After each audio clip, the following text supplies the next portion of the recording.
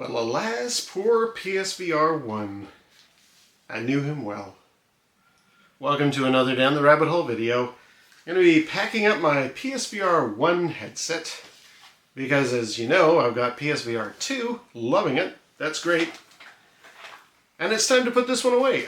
This one actually is going to get a home. My sister has been dying to play Moss, the little run-around mouse game, which is awesome. And I have both games of that.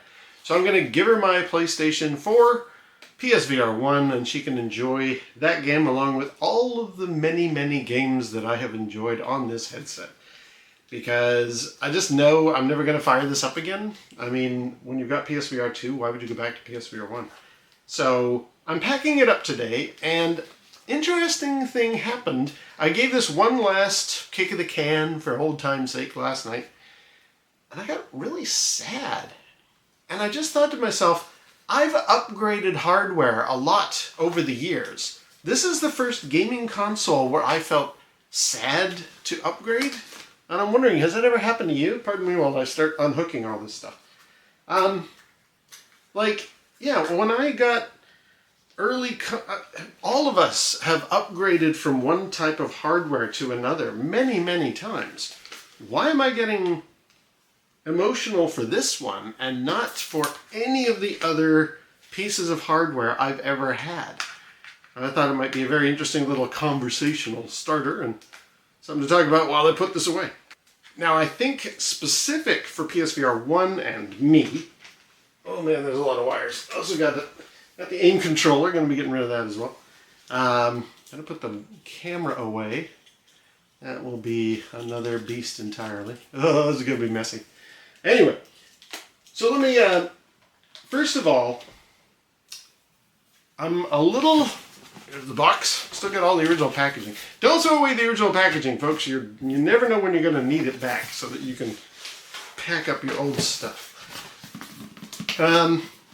Now, much as I'm enjoying PSVR 1, it has certain limitations, much as I'm enjoying PSVR 2, there are things I can't play on it that I was playing the heck out of on this thing, and I'm very sad I'm going to be missing them. For example, Star Wars Squadrons. I love flying X-Wings. That's, as a Star Wars kid, on my original receipt. As a Star Wars kid, that was a dream come true to be able to play Star Wars Squadrons, and they don't have that for PSVR 2. There might be, maybe someday, Aces of Thunder, and then we'll be able to do a World War II flying combat game. That's great, but there's no sign of... What goes in here? Oh, is that for the moves? I think I've got the move controller holders. Yes, I do. Haha, that's good, because that was going to be something I wasn't looking forward to packing up. Hang on. Yes. Move controllers will be nicely packaged. Good. That's a good thing, because these are a bit squishy, and they might bang around in a suitcase or something, or in a bit of packaging, so at least now I can put these away somewhere. And I guess, hang on, does that mean that's where the camera goes? This is a bit of a discovery for me. Bear with me as I remember how to put all this stuff back. But yeah, no, there are things that PSVR 2 isn't delivering that PSVR 1 did, and that's part of why I'm so sad. You know, I'm giving up X-Wings. I won't be able to fly in Squadrons anymore, nor with the, not just Squadrons, but also the 2015 Battlefront had a X-Wing mission that was released in time for Rogue One. Played that last night and was like, wow, man, I forgot how good this is. I'm really going to miss this, because you can't play that on PSVR 2. Again, another example. What goes in there? Man, this is confusing. Maybe that's the breakout box. This is, I think, for the camera. Let's see. Looks like the camera goes in there. A little bit of a reverse jigsaw puzzle here. Bear with me. Yeah, that's the holder for the camera. And I think the camera goes in here? Maybe? Okay, I've moved some bits out. Let's do this properly here. The other big one for me, probably the biggest one, is Star Trek Bridge Crew. That ain't coming to PSVR 2. That game was fantastic as a Star Trek fan. Absolutely great. But you're not going to get that in PSVR 2. because Ubisoft and Red Storm, they did a really good job with it, and they brought out next generation ship content. But then there were some problems. I've talked about this over the years, and a lot of the conversation about those problems were the fact that, well, they've lost the license. They're not gonna patch these problems out. So tough noogies, everybody. You're just gonna have to deal with it. And there used to be a voice command thing called Watson, where you could actually say to the crew, raise shields, or begin the start up the warp drive, all that kind of stuff. That went away as well. Okay, so hang on, where'd that box go? So this goes in here. I'm taking the moves out. This goes in here like that. I'll put the move controllers in here, and then I will put in the breakout box, and that way it'll all be nice and snug. There we go. So yeah, Star Trek Bridge Crew ain't coming to PSVR 2. Star Wars Squadrons ain't coming to PSVR 2. A lot of stuff. There are others, there's Alvo and stuff, which I played the heck out of. That I can get for like $6. I can play that on PSVR 2. So it's not a complete loss. But the real classics for me are kind of locked into this headset, and I'm not going to be able to access them. I'm really kind of sad about that. But outside of that, this isn't just about the VR world. I've put on my Atari-esque joystick t-shirt here for a reason. And that is, I just started thinking, well, why am I, beyond the obvious, beyond what I have just mentioned, why am I sad about losing this bit of hardware? I've lost bits of hardware over the years. I've upgraded computers and gaming consoles and handhelds for decades. Why is this one hitting me differently? Other than what the reasons was I just gave. And I just started playing back in my head. I was like, okay, let's go back in time. My various collections since I was a kid. And what was it like at each transition? And when my first console, first I got a little Pong machine. And that was really, oh my God, I can move stuff around on the TV. But it was a very limited machine. When I got the Atari 2600 after that, I was like, well, to heck with the Pong machine. Now I can play Space Invaders and Adventure and stuff like that. So then video gaming really kind of kicked in for me. Home video gaming. I didn't think ever again about that little Pong machine, that Pong console.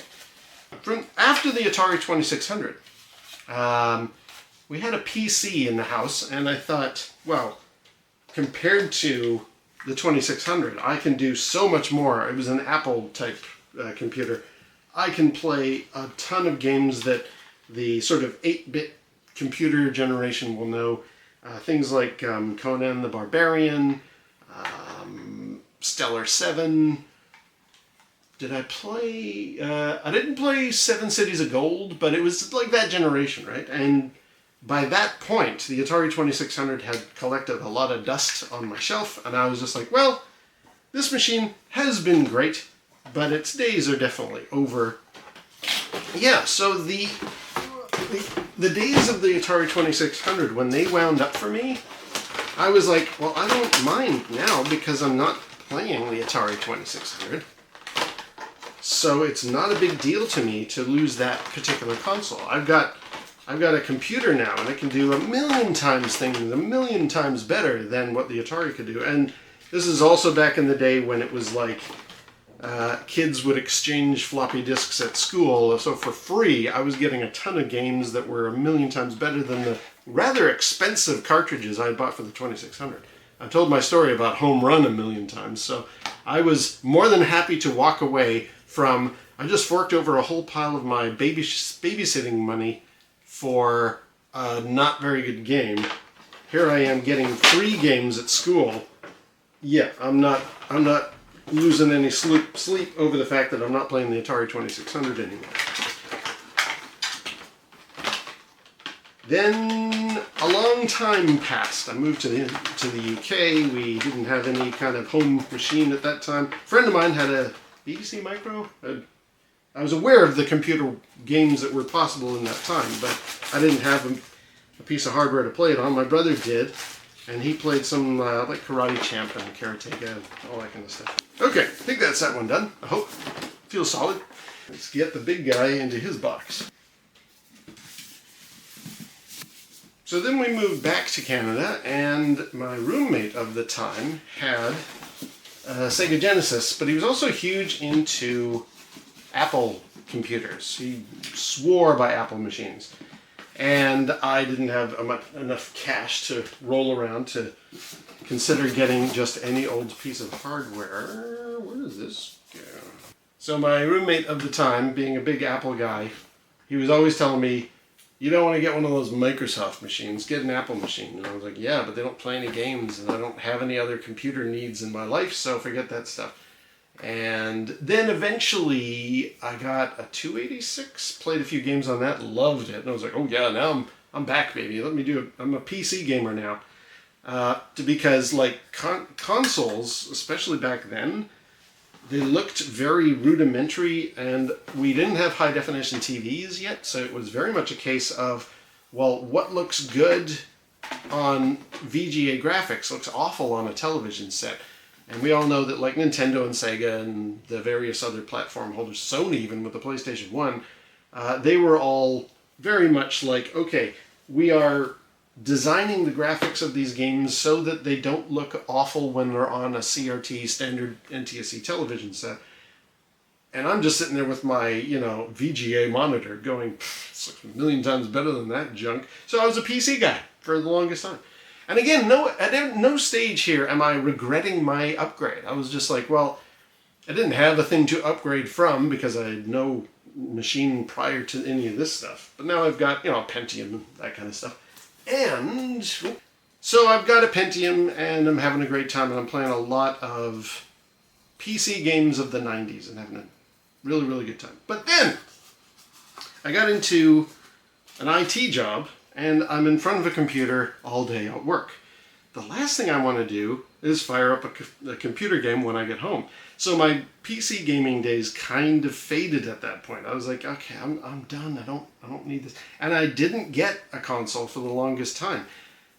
And then Nintendo announced the Wii, and I was like, hey, this looks promising. You've got a pointer and a little nunchuck controller. You could do first-person shooters. They've got Call of Duty 2 coming out. That's going to be great. Okay, consider me back on board the hype train for console gaming. Yeah! And I got the Wii. And I've done videos about how that ended up being a big disappointment. There are some really good games on the Wii, don't get me wrong, but the number of games that didn't come out for the Wii was rather noticeable. And I've talked about that before, Oh, we can't possibly put Assassin's Creed on the Wii. No, but you can put it on the PSP, though. Anyway, I won't retread that territory. Now, we got to get the headset in here. This is going to be dicey. Farewell. After the Wii, I got frustrated, and I was just like, how come I can't play... How come I'm watching all these events, like back in the days of E3? I'm watching all of these events, I'm seeing all these game announcements. Yeah, they're coming out for all three platforms. PlayStation 3, Xbox 360, and PC. What about my console, the most successful selling one? No, you're not going to release it for the Wii. Okay. And we're talking things like Street Fighter 4, which... Why is that not coming? Okay, high definition graphics, but then you did it with Tatsunoko versus Capcom, so... Whatever. Won't get into that. That's a different conversation. I was frustrated with the Wii. Let's just put it that way. And yeah, it proved to be... Let's put the cable in here. That proved to me to be like... I'm not really loving my time with the Wii, guys. So, very kindly, my wife got me a PlayStation 3 for Christmas. A couple years in. And I played Assassin's Creed. And I played Fallout. And I played... all of these games. And so I looked back at the Wii like, nuts to you, pal. I can play real games now. Or more of the games I want to play. There are real games on the Wii. Don't get me into that stuff. But, it was not... I was finally able to get into the kind of stuff I was looking for.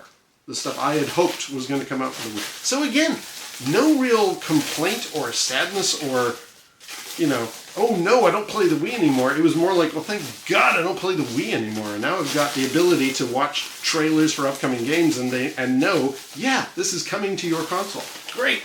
So no regrets, no sadness, no feelings of, oh dear, I'm not going to be able to play the Wii anymore. When I finally stopped playing it, I was pretty pleased. I was happy. So that was also a case of, fine, you know, this is not, there's no love lost here. Anyway, so yeah, the transition from the Wii to the PlayStation 3 was a happy time for me. I was very pleased for this. This was not a source of sadness for me. So it's like, okay, well, then why is it, like, from the PlayStation 3 to the PlayStation 4, was there any sadness? Did I feel regret walking away from the PS3? Not really. I wasn't convinced. I wasn't 100% behind the PS3 in its day. Sorry, the PS4. When we were getting that, it was really kind of more of a, will that still close? Will that still close? Oh my God, it still closes. Yay. Okay. So I got a PS4 for my wife, and I just did it more of a sense of like, well, maybe stuff will come out for the PS4. But it wasn't a real, like, heavily desired purchase. Now, luckily, a couple of games came out for PS4 that completely paid for it. It was Star Wars Battlefront 2015.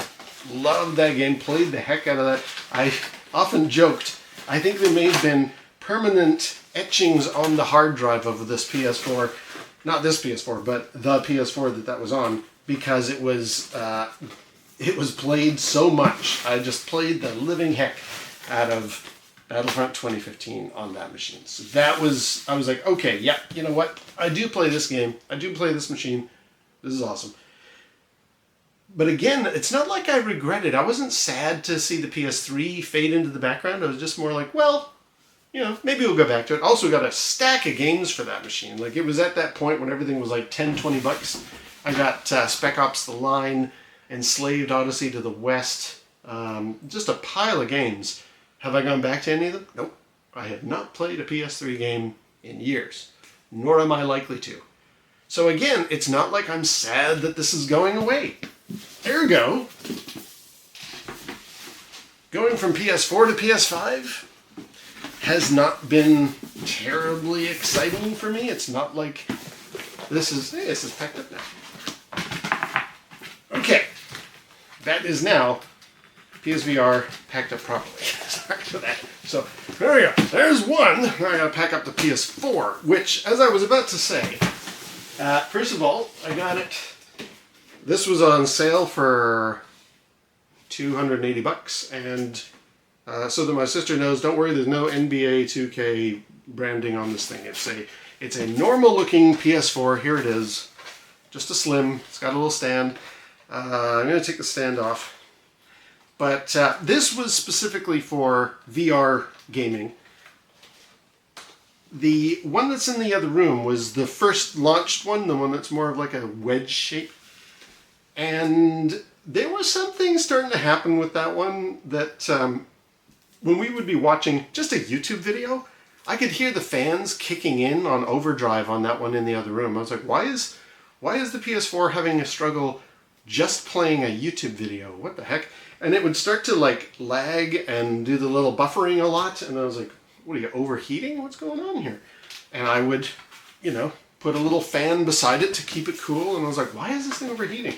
I think it was starting to struggle to pick up the signal. And I did see a few people comment online. For example, Richard of ViewTech USA, he talked about the PS4's antenna for Wi-Fi is pretty anemic. It's not very good. And that was maybe why the PS4 was having a hard time. And I was just like, you know, maybe we will, maybe we won't as far as getting a PS5. We lucked out and got one. And the rest is history. I've got a PS5. I now have one for PSVR 2. And I have been very happy. But at no point up to just today, at no point in any of this was I sad to see the old platform go. I didn't mind. I didn't mind the fact that PS5 was replacing PS4. I didn't mind that PS4 was replacing PS3. However, I am sad that I'm packing up PSVR 1. I'm not going to be able to play those games that I want. And I just thought to myself, that's kind of an interesting dynamic. As a gamer, I have upgraded and gotten rid of so many consoles over the years. This is not something new as far as the what's the word I'm looking for? As far as the philosophy behind this, upgrading past the PS4 is standard operating procedure for any techie guy or console guy or whatever. Like do any of you feel sad when you get a new phone? Probably not. Why am I feeling sad that I'm packing up this PS4 and PSVR 1? It's going to go to a good home. There's nothing wrong with that.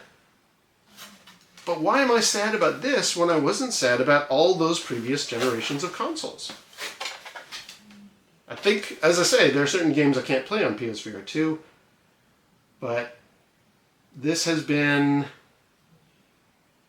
a bittersweet moment for me. I'm packing away a machine that I live. This machine here had my No Man's Sky save on it, which I did a video about. It had Star Trek Bridge Crew. It had Squadrons. It still does have them. They are playable. And I will ship this off to my sister, and when I go to visit her, I will fire it up and I will remember the good old days. But I'm really sad that I'm getting rid of these memories. And I never had that with any of my previous consoles or hardware. Why? Have you had anything like that? This is where I'm going to wrap up the video. I got to take this stand off and put it in the box like the PSVR 1. But I wanted to just ask, is there a machine that any of you felt so connected to? And I don't mean the nostalgia going back. I don't mean like, I got an Atari 2600 now to replace it because of my memories. I don't mean that. I mean in the time, when it was current, when you were leaving that generation behind. Let's say you had a Nintendo Entertainment System, and now you were getting the Super Nintendo. You probably sold the NES to afford the Super NES, but was there a moment of like, I'm losing those gaming memories. I won't be able to play that again. Did you feel sad about that? Because I'm honestly quite sad that I'm leaving this PS4. Well, this PS4 is leaving me, possibly to be seen again, but it is going away. It's being replaced with a really awesome piece of hardware, and my save for No Man's Sky has been copied over. I will enjoy things on PSVR 2, but I'm feeling bad that I'm losing this guy. Have you had that? Yeah, let me know. Anyway, I'm going to take this guy apart. So, until next time, we'll see you down the rabbit hole.